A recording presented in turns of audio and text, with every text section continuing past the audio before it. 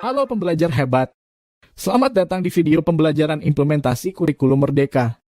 Belajar kreatif, aktif, mandiri, dan setara. Karena kami yakin bahwa Anda akan menjadi peserta didik yang hebat. Terus semangat dalam belajar demi meraih cita-cita.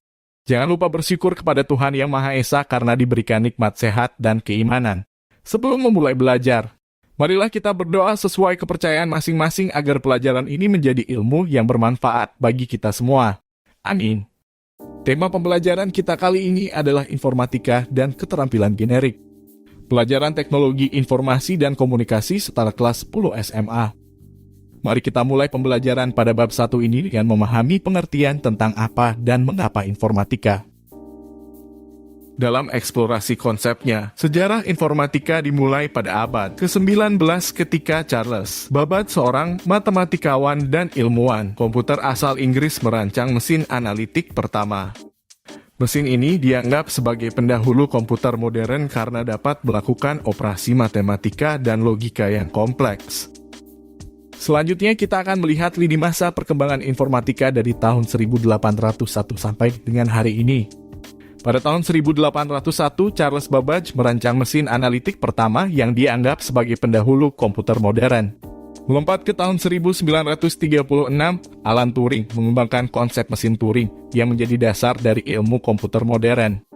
Alan Turing juga dianggap sebagai ayah ilmu komputer modern. Di tahun 1946, ENIAC atau komputer elektronik pertama di dunia dioperasikan di University of Pennsylvania. Dan di tahun 1950-an, bahasa pemrograman Fortran, pengembangan kompiler, dan pembuatan komputer transistor pertama. Pada tahun 1960-an, konsep jaringan komputer pertama kali dikembangkan dan protokol TCP atau IP ditemukan. Di tahun 1970-an, Apple, Microsoft, dan Intel didirikan dan komputer pribadi mulai populer. Di tahun 1990-an, internet menjadi lebih terjangkau dan banyak digunakan dan World Wide Web atau W3 ditemukan. Di tahun 2000-an, perkembangan teknologi informasi semakin pesat dan inovasi seperti smartphone, media sosial, dan komputasi awan atau cloud muncul. Dan di tahun 2010, teknologi AI muncul dan semakin berkembang pesat, serta konsep Internet of Things atau IoT semakin populer. Pada tahun 2011, munculnya asisten digital Siri pada iPhone yang memicu revolusi dalam teknologi pengolahan bahasa alami. Pada tahun 2012, Google meluncurkan Google Glass, perangkat komputasi wearable pertama yang dikembangkan untuk digunakan dalam kehidupan sehari-hari. Di tahun 2015, munculnya teknologi blockchain yang memungkinkan terciptanya mata uang digital seperti Bitcoin dan Ethereum. Pada tahun 2017, munculnya teknologi augmented reality (AR) yang semakin berkembang dengan peluncuran Apple Arcade dan Google Archore. Di tahun 2020, dunia sedang terkena pandemi COVID-19 yang mempercepat perkembangan teknologi dalam banyak aspek, seperti telemedicine, e-commerce, dan pembelajaran jarak jauh atau online class. Dan pada tahun 2021, peluncuran teknologi 5 yang diharapkan mampu menghadirkan konektivitas internet yang lebih cepat dan lebih andal. Bill Gates, penemu Microsoft, menyatakan bahwa teknologi informasi akan mempercepat kemajuan manusia dan memberikan akses ke informasi dan sumber daya yang lebih besar, sehingga kita dapat memecahkan masalah yang lebih kompleks dan meningkatkan efisiensi dalam berbagai bidang. Tim Berners-Lee, penemu World Wide Web, percaya bahwa internet memberikan akses ke informasi yang sebelumnya tidak tersedia, meningkatkan partisipasi publik, dan memungkinkan kolaborasi global dalam penyelesaian masalah sosial. Selanjutnya, pandangan dari Dr. Insinyur Arief Budiarto, pakar teknologi informasi dan komunikasi, menyatakan bahwa Indonesia masih memiliki banyak peluang untuk memajukan teknologi informasi, terutama dalam pengembangan aplikasi dan sistem yang dapat mendukung industri dan ekonomi. Lalu pandangan dari Dr. Husni Teja Sukmana, pakar sistem informasi, menekankan pentingnya pengembangan infrastruktur teknologi informasi yang dapat memfasilitasi akses internet dan komunikasi di seluruh wilayah Indonesia. Ia juga menyoroti pentingnya pengembangan sistem informasi yang dapat mempercepat proses administrasi dan pelayanan publik di Indonesia. Terakhir, pandangan dari Dr. Insinyur Rinaldi Munir, pakar teknologi informasi dan komunikasi, menyatakan bahwa Indonesia harus lebih fokus pada pengembangan sumber daya manusia yang berkualitas di bidang teknologi informasi. terutama dengan meningkatkan kualitas pendidikan dan pelatihan di bidang ini. Perkembangan informatika memberikan dampak positif dan negatif yang dapat dirasakan di berbagai aspek kehidupan manusia. Lalu apa saja dampak positif dan negatif dari perkembangan informatika? Kita mulai dari dampak positif terlebih dahulu, yaitu 1. Kemudahan dan kecepatan dalam mengakses informasi. 2. Peningkatan produktivitas dan efisiensi dalam berbagai sektor seperti bisnis, pendidikan, dan kesehatan.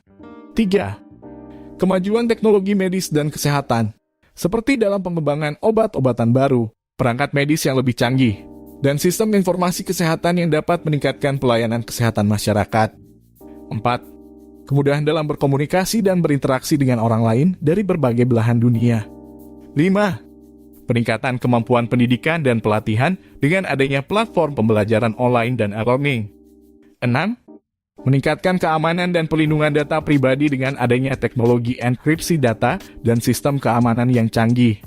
Selanjutnya dampak negatif dari perkembangan informatika. 1. Adanya masalah keamanan data dan privasi yang rentan disusupi oleh pihak-pihak yang tidak bertanggung jawab, seperti kejahatan siber, pencurian identitas, dan peretasan data. 2. Meningkatkan ketergantungan pada teknologi dan digitalisasi sehingga kurangnya interaksi sosial dan kecanduan gadget. 3. Adanya masalah kesehatan akibat penggunaan teknologi yang berlebihan seperti mata kering, sakit kepala, dan kelainan postur tubuh. 4. Perubahan pola kerja dan lapangan kerja sehingga terdapat perubahan dalam bidang industri dan kemungkinan hilangnya pekerjaan tertentu. 5. Kesulitan dalam mengidentifikasi dan menangani informasi palsu dan hoax yang beredar di media sosial. Namun, dampak positif dan negatif dari perkembangan informatika dapat dikendalikan dan diatasi dengan penggunaan teknologi yang bijak dan bertanggung jawab, serta pengembangan sistem dan regulasi yang efektif dalam menjaga keamanan, privasi, dan manfaat teknologi bagi kehidupan manusia. Setelah kita mengetahui tentang dampak positif dan negatif dari perkembangan informatika, selanjutnya kita akan mengetahui bagaimana informatika di era industri 4.0 atau di masa sekarang. Saat ini manusia hidup di era digital yang sering disebut industri 4.0. Dalam industri 4.0 banyak hal dilakukan oleh manusia dengan memanfaatkan mesin cerdas berbasis komputer dan internet. Masyarakat sekarang ini disebut masyarakat 5.0 atau society 5.0. Karena hidup di dunia fisik sekaligus di dunia siber atau maya. Saat melakukan kegiatan daring, banyak kegiatan dilakukan manusia secara fisik maupun secara daring dengan pemanfaatan teknologi komputer dan internet. Kalian tentu bisa mengingat pengalaman kegiatan kalian yang didukung teknologi komputer dan internet. Mulai dari berkomunikasi dengan media sosial, bermain game online, memesan makanan, memesan transportasi, mendaftar sekolah, belajar secara daring, dan sebagainya. Informatika di era industri 4.0 mengacu pada peran teknologi informasi dan komunikasi yang semakin penting dalam proses produksi dan manufaktur, terutama dalam hal pengumpulan dan analisis data untuk mengambil keputusan yang lebih baik dan memperbaiki efisiensi. Beberapa aspek informatika yang memegang peran penting dalam era industri 4.0 antara lain: 1. Internet of Things atau IoT. Internet of Things memungkinkan perangkat dan mesin untuk terhubung dan berkomunikasi satu sama lain melalui jaringan internet. Hal ini memungkinkan pengumpulan dan analisis data secara real-time, sehingga memungkinkan keputusan yang lebih cepat dan lebih akurat.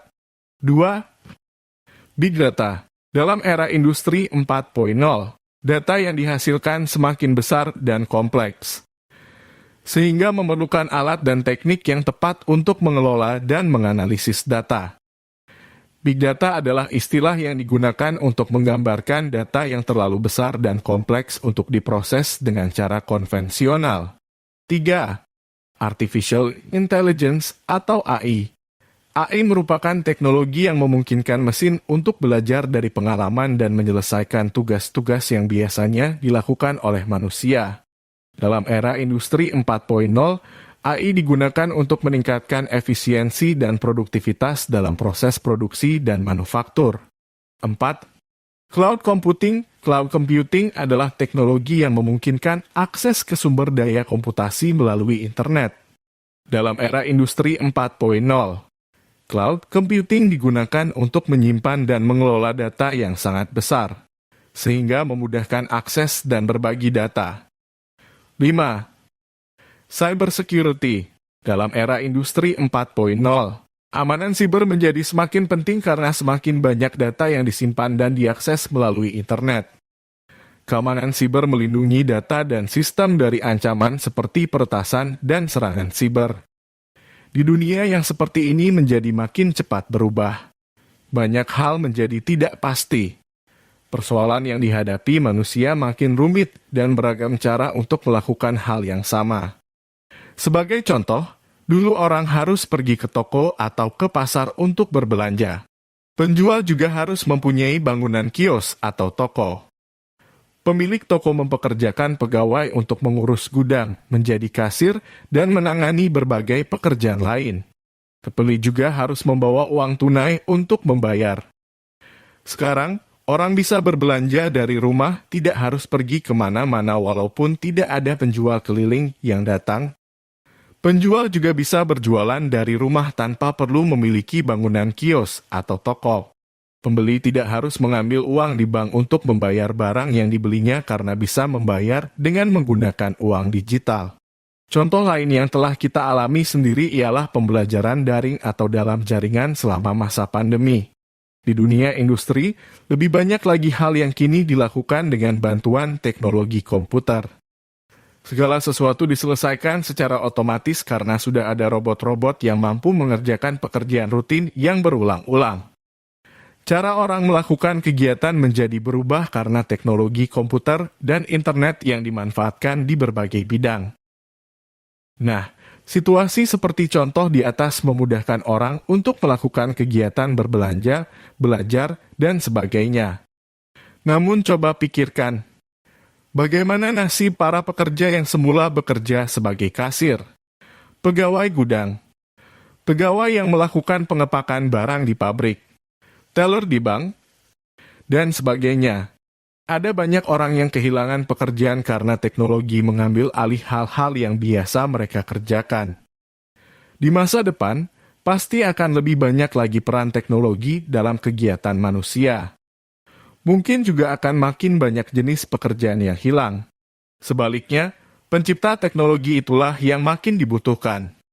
Sebagai anak muda, kita memiliki keuntungan dalam menghadapi situasi industri 4.0 karena kita sudah tumbuh dengan teknologi digital dan lebih akrab dengan inovasi baru. Berikut adalah beberapa cara anak muda dapat menghadapi situasi industri 4.0. 1. Pelajari teknologi baru.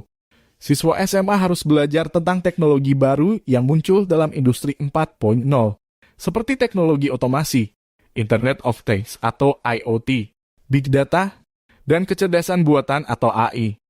Siswa harus memahami konsep-konsep ini dan bagaimana teknologi ini dapat digunakan dalam berbagai industri. 2. Tingkatkan keterampilan digital. Siswa SMA juga harus meningkatkan keterampilan digital mereka dengan belajar tentang aplikasi dan perangkat lunak yang digunakan dalam industri 4.0.